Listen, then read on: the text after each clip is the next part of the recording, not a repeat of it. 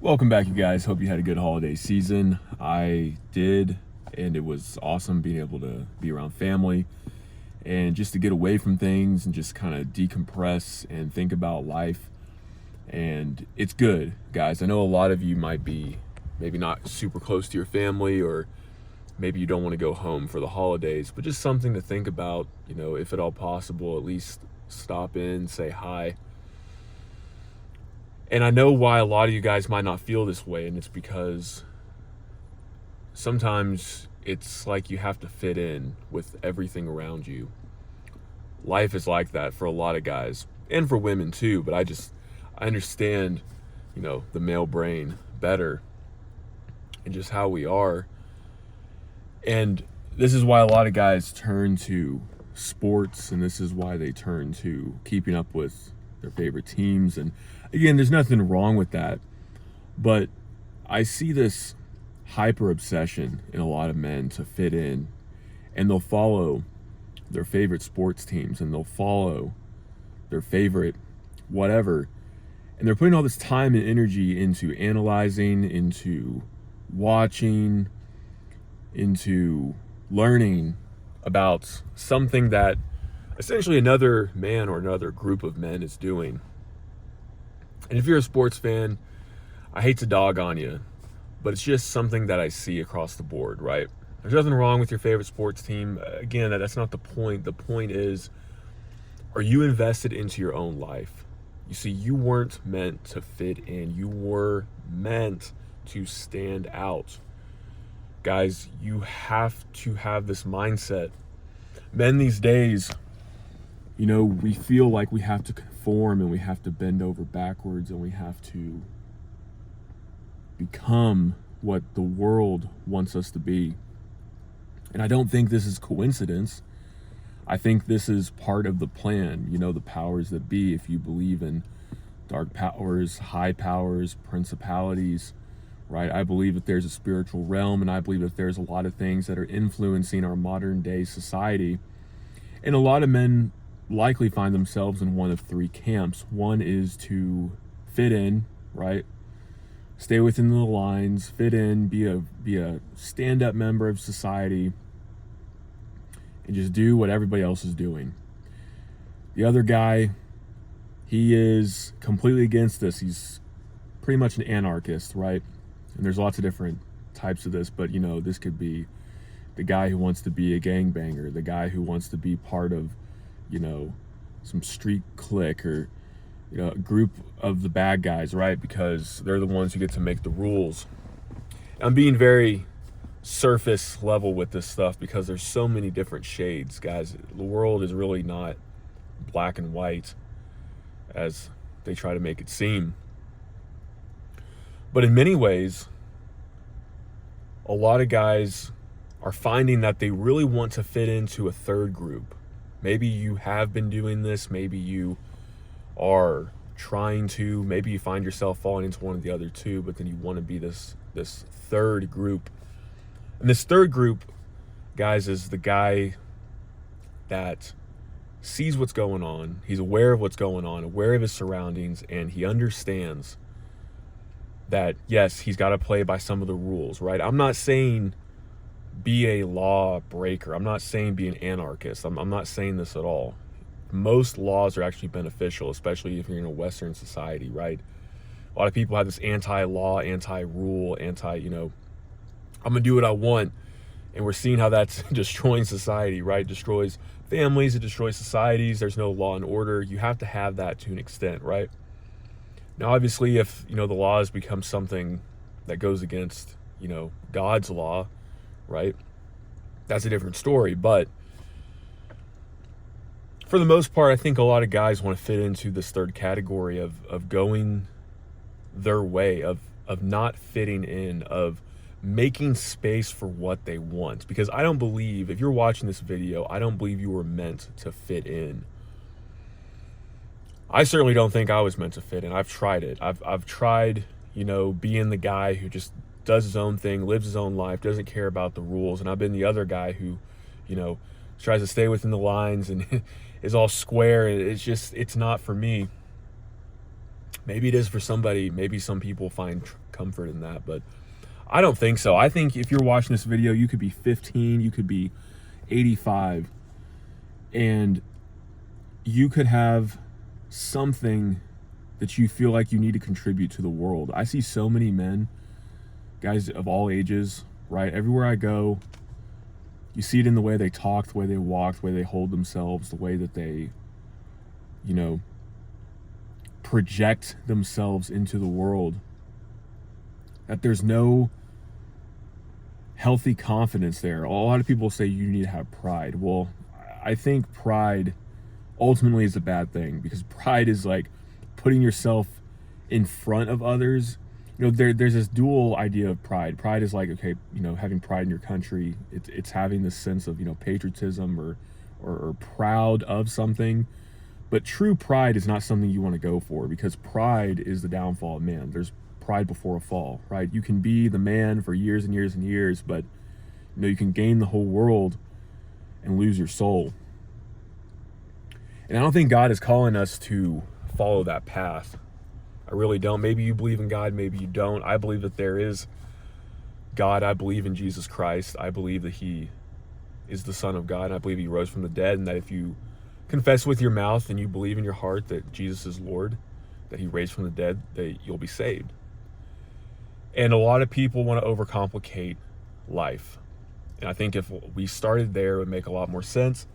However, I understand that not everybody watching this is going to want to accept that. But you can't deny that when we had a fear of God, when we had this idea of God in our country, when we weren't omitting God from things, from the schools and from prayer, all these things in society seemed to run a little bit better. It was only when we started to take God out of things and started to make man the center of everything, this humanistic idea of freedom, that you should not be shackled, that you should not be held back by boundaries in life. You should be able to explore yourself and do whatever you want, right? The drugs, the sex, partying, drinking, living without working, all these things. And it seems fun for a season. Guys, I've lived that sort of season in my life before, and it just leaves you empty. There is fun times in it. Sure, you will have fun, but then it leaves your soul empty. And see, a lot of people don't even believe in a soul. They believe in just the body and the mind.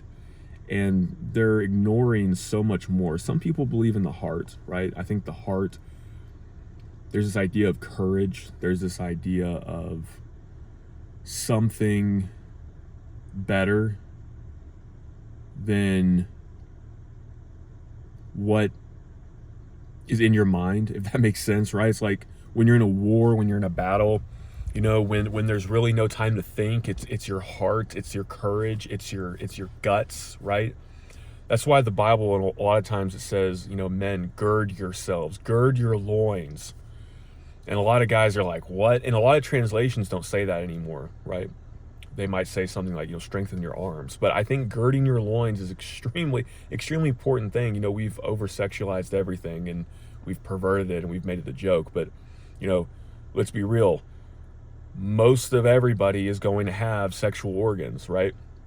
Maybe someone, maybe had a medical issue, or is a eunuch, or, there obviously there are cases where people don't, but for the most part, we have sexual organs. God made that a part of our body. And when it says gird your loins, there's this idea of like, people call it, balls, right? I'm just gonna be real with you guys. We're men, right? It's like having balls, right? Gird your loins, like be strong. There's a reason you have balls, guys. It's not just for, reproduction. It's for testosterone. It's for being a man. It's for being manly. And a lot of guys, they don't want to exert that, right? They're draining their power by, watching porn, jerking it all the time. They're lusting. They're constantly trying to chase a woman, right? They're putting their desires and their sexual energy in all the wrong places. But God didn't say go and chase a woman. He didn't say go and find a woman. Some people take Proverbs out of context. you know, it says something like, hey, you should, you know, well, it doesn't say you should, it says he who finds a woman, a wife, finds a good thing. But truthfully, you know, in reality, you have to be always looking, but it can't be the main priority. So something to keep in mind if you are that sort of dude who's constantly chasing and constantly going after women, because this is where a lot of guys get it wrong. They grew up in this mentality that a woman's going to fix everything and a woman is going to make everything better. And that's just not true, guys. That's how guys, you know, that's how you become disappointed. That's how you start becoming sexually immoral. And there's a lot of things that fall under that umbrella, you know, sleeping around, watching porn. There's many things, you know, something to think about, guys, is, you know, this world is so, especially the Western world, is so hyper fixated on sex. And even in conservative, you know, Christian circles, it's pushed that people should get married. And I get it on one hand. It seems like they're trying to do good. It seems like, okay, yes, you know, Paul says if you can't control your passions, it's better to get married. But I think we've really run with that idea, you know, because we live in this world where, you know, there is so much temptation that we need to find a woman. But I think that's over-sexualized a lot of men's minds. We weren't meant to just constantly think about women, guys. We were meant to have dominion over the areas that God has put us in our lives. You know, in Proverbs it says to tend after your own land. The Bible talks about this. It mentions this multiple times. You know, God gives you certain talents. Some people have more, some have less, but you can still multiply and use them. Right? Everybody has a distinct purpose and mission, and that's what this channel, that's what these videos are about, is giving guys hope. Because I'm just a guy at the end of the day. I've accomplished a lot. I've also failed a lot in almost every way you can think of. And I'm still here by the grace of God. Because the righteous man falls 7 times. It's not that I'm righteous, it's because of Christ and his son. He makes you righteous. And there's this internal fortitude that you have. The world tries to copy it, and the world tries to, you know, it tries to make this idea of a man, of making money, having women, having status, having all these things, and it works to an extent. You will have external results, you will get women, but there'll always be this inside craving you'll never be able to satisfy. And some men think that this is the, you know, need to conquer and that they have to do more and more and more, but guys, it's a black hole, because you're never going to be satisfied unless you actually are in tune with the mission that God has for you. And that's why we don't need to fit into the world, right? I understand that, you know, sometimes you got to work a job to make ends meet, to provide. But even then, God makes ways in the wilderness. He makes ways that seem impossible, and he makes things happen that the world isn't ready for. The world doesn't, you know, it's not in the world's plans. You know, the world says you should do A, B, C to be successful and to, you know, be steady and safe. But God, guys, I'm telling you, I've been in some of the worst positions in life. I've been in the red in my bank. Like, I didn't know if I was gonna have enough food to eat, or I was gonna put gas in my car so that I could go work, so that I could make money, so that I could eat. Like, I didn't know. And somehow God always provided, right? It's like manna from heaven. It's like when he multiplied the loaves and the fish. It doesn't make sense, but it happens. And until you understand the purpose God has for you in your life, you're going to be distracted and you're going to have really hard times.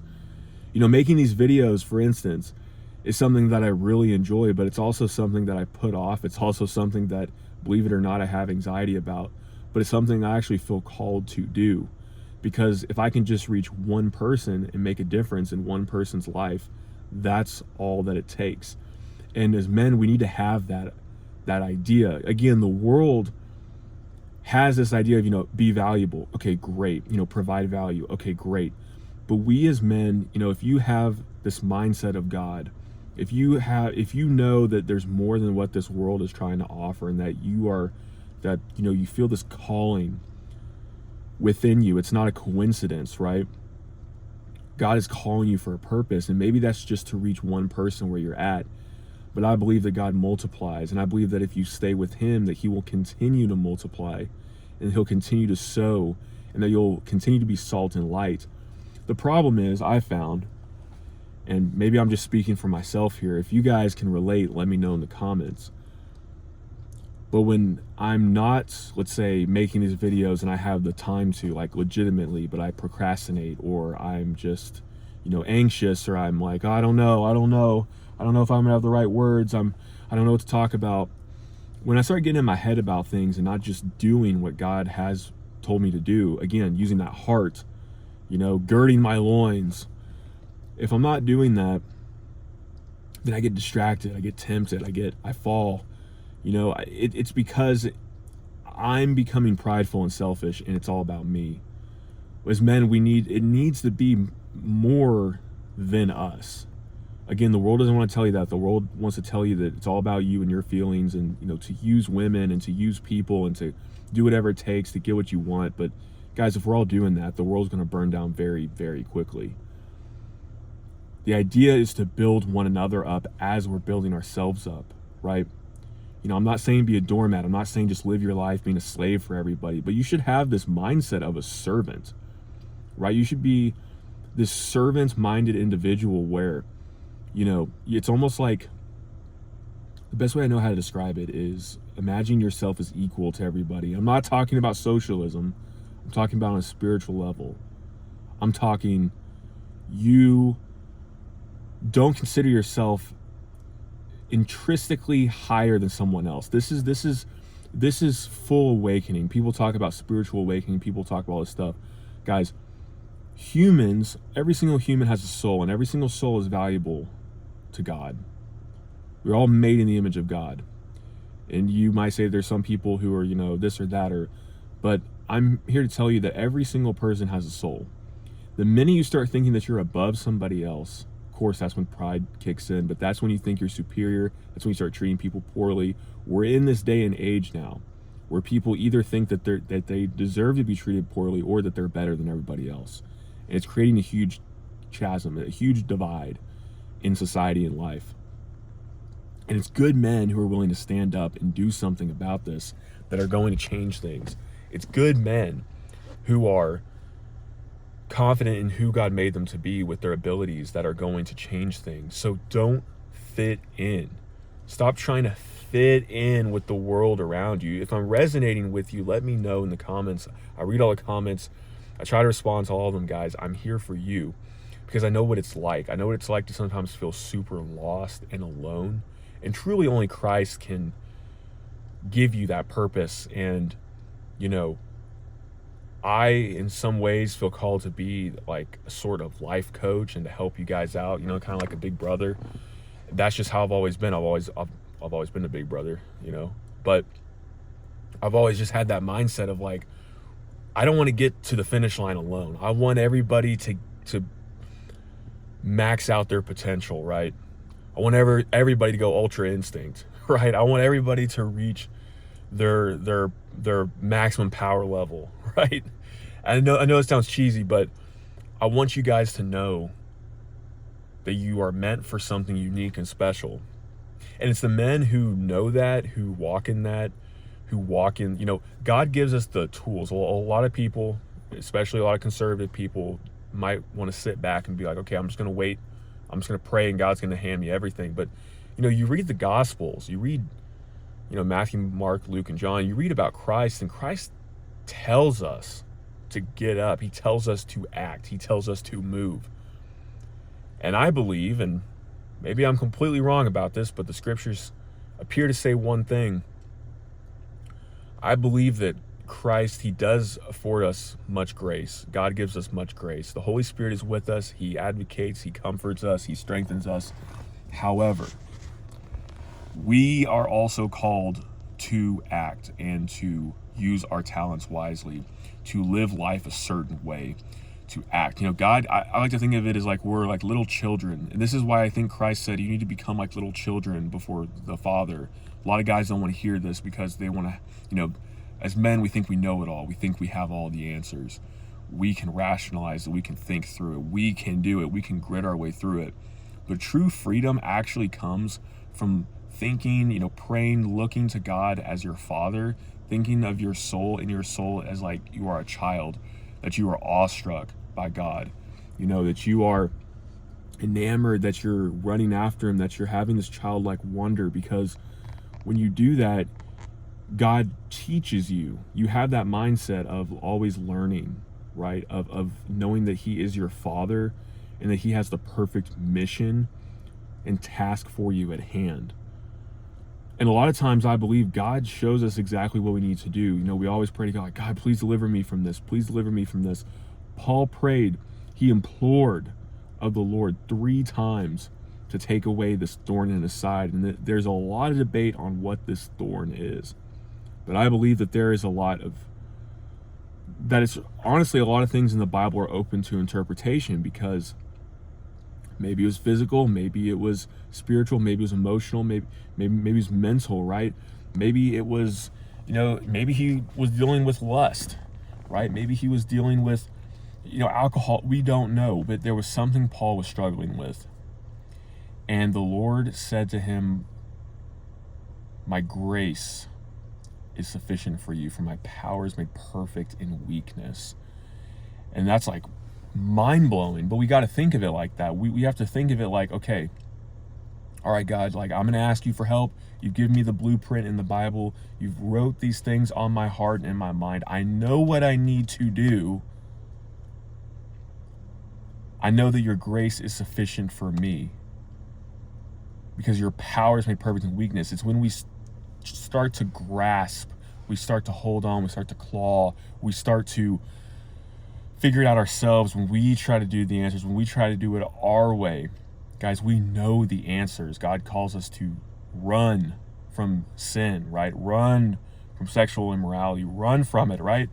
Every strong warrior, every mighty man in the Bible, especially in the Old Testament, fell because of women or a woman. Think about it. Think about it, guys. It's not sexist. It's real, right? There's a reason we're not called to fight it. We're not, like, we're called to spiritual warfare, and we're given the armor, and we're given the sword of spirit. We're not called to fight lust. We're not called to fight it. The minute that you feel tempted, guys, the minute you have to call it out. You have to, like, when it says flee, a lot of guys get this mixed up, and they're like, oh, well, if I'm tempted, I can just go outside and I can walk around and the lust will go away. Okay, sure, maybe sometimes. But what happens when it doesn't? What happens when it's like really on your mind? You have to keep calling on the name of God. Like, Father, have mercy on me. Father, wipe these memories, wipe these thoughts, wipe this lust, wipe this desire as soon as it crops up. Because here's what happens if we're being honest, guys. I'll be honest with you. Lust and immoral desire for a woman, you don't just end up there. It doesn't just happen, right? It starts with an idea that you feed. You stoke it like a fire. It's like a little spark. Instead of putting that spark out and completely changing things, you go, oh, okay, and you kind of blow on the ember a little bit, and then it becomes a little bit bigger, and then a little bit bigger, and then a little bit bigger. All of a sudden, it's a raging fire that is out of control, and you can't do anything about it. That is why we're called to flee, because it does something to our own body. That's why you can't. This is gonna sound crazy, guys, but like, I'm gonna keep it real, because we're guys. This is why you cannot withdraw. This is why you cannot. There's a word I'm thinking of. It's like when you're coming off of drugs or alcohol, like, you have to back off. You have to, come down a little bit. Like, sexual lust, immorality, you have to quit it cold turkey. Even if you have to quit cold turkey 1,000 times in a week, guys, you have to have that mentality, because you cannot just simply get away from it. Because the minute you start thinking thoughts you shouldn't think, it's a flame, it's a fire. And a lot of guys are finding themselves, stuck because they're distracted by their thoughts. But I'm telling you right now, if you were going full throttle, if you were living every day, for God, he will give you good community. He will give you busy work. He'll give you work to do with your hands, with your mind. He'll keep you preoccupied. He'll give you a mission. He'll push you in the right direction, right? And you won't feed these desires. See, a lot of guys are trying to stop sexual immorality, porn, whatever that might be. They're trying to stop. And they're like, okay, I'm just going to stop. And it's like someone who's been smoking cigarettes for, years and years and years. They're like, I'm just going to stop cigarettes. Okay, cool. But then they're always thinking about cigarettes because they've stopped it. You have to replace it. You have to create a life. You have to create new habits. You truly have to create something new. And I think the only way you're going to find that, guys, truly is by 100% leaning in to the mission that God has for you. So stop trying to fit in with the world. This is why most men are failing. This is why most men are stuck, why they're complacent, why they're not happy, why all men find themselves in the same boat, because they're not going for the plan. My camera's going crazy today. They're not going for the plan that God has for them. And so they're running into all these different obstacles and all these different things that they know they shouldn't be, because they're not living in the purpose and the path that God has them for. And so they get anxious, they get irritable, they get upset, and they cope, right? You start to cope, you start to turn into things that aren't good. So keep this in mind, guys. I'm telling you, you weren't meant to fit in. If you guys can relate, let me know in the comments below, but there is hope. Look to God, look to Christ. He will guide you in the way you should go. And again, guys, let me know if you need anything. And hopefully, Lord willing, I'll see you all in the next one.